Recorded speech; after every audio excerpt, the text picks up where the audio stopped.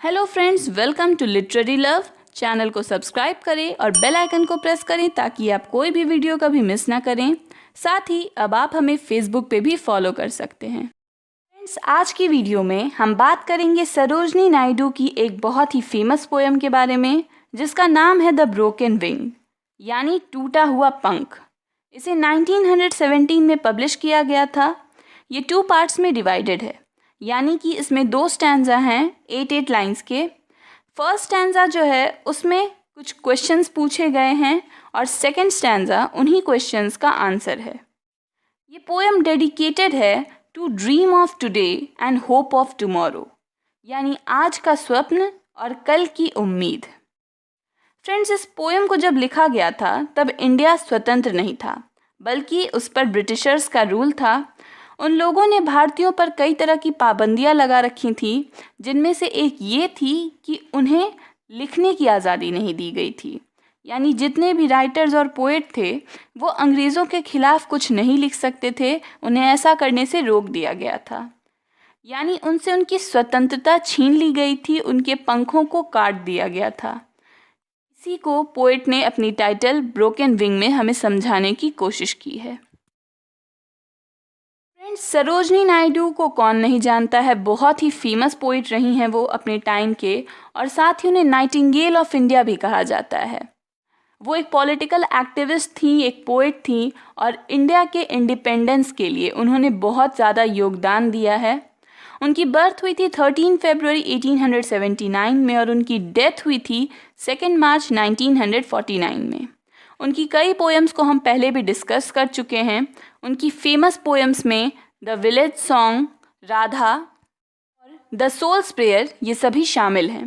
तो चलिए फ्रेंड्स, अब पोएम पर आते हैं और इसे लाइन बाय लाइन रीड कर समझने की कोशिश करते हैं। ये इस पोएम का क्वेश्चन पार्ट है, जहां पोएट सवाल पूछ रही हैं। द ग्रेट डॉन ब्रेक्स, यानी सुबह हो चुकी है। डॉन का मतलब होता है सुबह या भोर।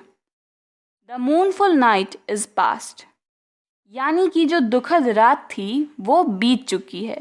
मूनफुल का मतलब होता है दुखद या उदासी से भरा हुआ। From her deep age long sleep she wakes at last, यानी अपने कई सालों की लंबी नींद से आखिरकार वो जाग चुकी है। यहाँ शी किसके लिए यूज हुआ है? तो इंडिया के लिए, यानी भारत जो हमारा देश है उसके लिए। Sweet and long slumbering birds of gladness op. Friends, यहाँ पर स्लम्बरिंग का मतलब होता है हल्की नींद, यानी झपकी मारना, और ओप का मतलब होता है खिलना, जैसे फूल खिल जाते हैं। तो पोएट कहती हैं कि एक मीठी और लंबी झपकी के बाद खुशियों की जो कलियां हैं वो खिल उठी हैं। Fresh lips to the returning winds of hope, यानी ये कलियां उम्मीद की हवाओं में खिली हैं। यहाँ होप किस बात की है? तो भारत की आज़ादी की, कि भारत ब्रिटिशर्स के रूल से आज़ाद हो जाएगा।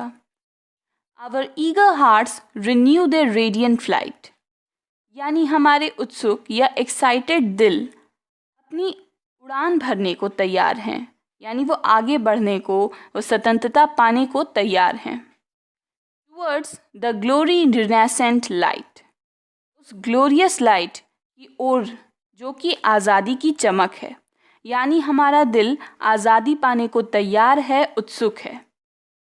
Life and our land await their destined spring, यानी कि हमारा जीवन और हमारी ये धरती, हमारी ये जन्मभूमि दोनों ही इंतज़ार कर रहे हैं उस स्प्रिंग का, जो हमारे पास ज़रूर आएगी और हम सभी को इन बंधनों से आज़ाद कर देगी।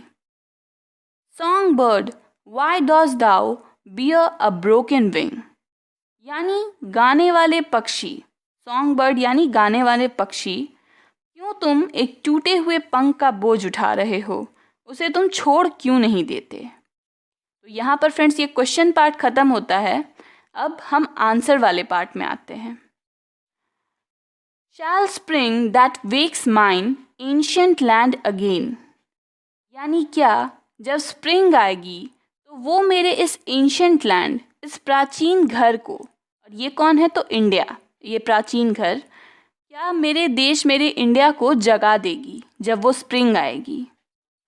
Call to my wild and suffering heart in vain, यानी क्या वो मेरे इस दिल को जो कि दर्द में है, सफ़र कर रहा है, उसे बेकार ही पुकारेगी, उसे आवाज़ देगी। यानी ये हवा जो मेरे देश को तो जगा देगी, मगर क्या ये मेरे इस दिल को जगा पाएगी जो इतना सफ़र कर चुका है। और fate's blind arrows still the pulsing note, और क्या किस्मत के वो तीर जिनका निशाना चूक गया है, वो ये देख पाएंगे कि मेरी नब्ज़ अभी भी चल रही है, मैं मरा नहीं हूँ। Of my far reaching frail unconquered throat, और मेरे गले को जिस पर कोई चोट नहीं आई है, जो अभी भी सुरक्षित है, उसे छूकर। मतलब कि इस दर्द ने, तकलीफ़ ने हमें भले ही कमज़ोर कर दिया है, मगर हमने हार नहीं मानी है। हम अभी भी जीवित हैं और हमारी सोल, हमारी आत्मा उतनी ही मजबूत। और a weak bleeding pinion don't or tire, यानी कि मेरा ये टूटा हुआ पंख जिससे भले ही खून बह रहा है, मगर वो मुझे रोक नहीं सकता है, मुझे थका नहीं सकता है। My flight to the high realms of my desire, मेरे उस उड़ान में जो मुझे मेरे डिज़ायर्स की हाइट तक ले जाएगी, मुझे आज़ाद कराएंगी। यानी मैं जानता हूँ कि मेरे ये टूटे हुए पंख मेरी आज़ादी में प्रॉब्लम नहीं बनेंगे। Behold, I rise to meet the destined spring, यानी देखो कैसे मैं उठता हूँ अपनी मंजिल को पाने के लिए। And scale the stars upon my broken wing, और उन तारों को जीतता हूँ, उन पर कब्जा करता हूँ अपने टूटे हुए पंखों के साथ। यहाँ पर फ्रेंड्स ये पोएम ख़त्म होती है।